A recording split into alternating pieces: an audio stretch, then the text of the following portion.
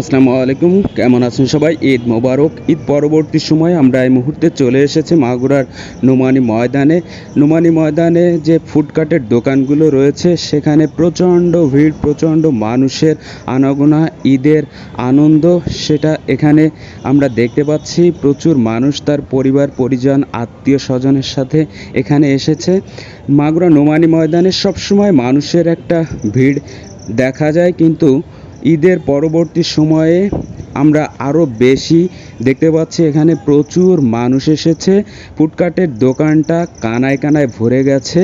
ঈদের আনন্দ যে এখনও বহমান আছে সেটা আমরা মাগুরা নোমানী ময়দান থেকে আপনাদেরকে দেখানোর চেষ্টা করছি। আপনারা যারা মাগুরা নোমানী ময়দানে প্রতিনিয়ত আসেন তারা এই জায়গাটার সম্পর্কে জানেন, এখানে কতটা উৎসবমুখর পরিবেশে সময় পার করা হয়, মানুষ সময় পার করে এবং ঈদের সময় সেটা আরও বেশি বৃদ্ধি পেয়েছে।